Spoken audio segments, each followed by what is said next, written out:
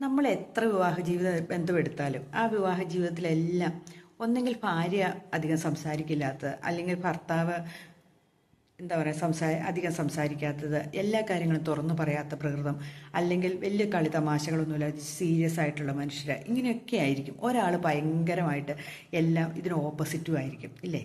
പക്ഷെ നമ്മൾ എന്താ ചെയ്യേണ്ടത്? അപ്പം നമുക്ക് ശരിക്കും പറഞ്ഞ ഒരു നിരാശ തോന്നും. ഓ, ഇതെന്താ നമ്മൾ പറയണേ? ചിലർ പറയും നമ്മൾ എന്തെങ്കിലും കാര്യം പറയുമ്പോൾ അതിനെ കണ്ടിച്ച് വർത്താനം പറയുന്ന മനുഷ്യരുണ്ട്, ഭാര്യ ഭർത്താക്കന്മാരുടെ ഇടയിൽ. അതങ്ങനെയല്ല, നീ പറഞ്ഞ തെറ്റാന്നൊക്കെ പറഞ്ഞ്. ചിലരുണ്ട് അത്യാവശ്യം ചെറിയ നുണയൊക്കെ പറയുന്നത്. ഭാര്യ അങ്ങനെ നുണ പറയില്ലാത്ത ആളായിരിക്കാം, തിരിച്ചുമാകാം. ഇങ്ങനെയൊക്കെയുള്ള ബന്ധങ്ങളായിരിക്കും നമ്മുടെ ജീവിതത്തിലേക്ക് വന്നു കയറുന്നത്. ചിലർ നല്ല ഡ്രസ്സൊക്കെ ചെയ്ത് നടക്കണമെന്ന് ആഗ്രഹമായിരിക്കും, ഭർത്താവ് നേരെ തിരിച്ചായിരിക്കാം, ഭാര്യയും നേരെ തിരിച്ചായിരിക്കാം. ഏത് രൂപത്തിൽ വേണമെങ്കിലും വരാം. അപ്പം നമ്മളൊന്ന് ചിന്തിക്കേണ്ടത് എന്താണെന്നറിയാമോ? നമ്മൾ കിട്ടിയതിൽ പരമാവധി നമ്മൾ എങ്ങനെയെങ്കിലും മെയിൻ്റനൻസ് ചെയ്തുകൊണ്ട് പോകാൻ പറ്റുമെങ്കിൽ നോക്കുക.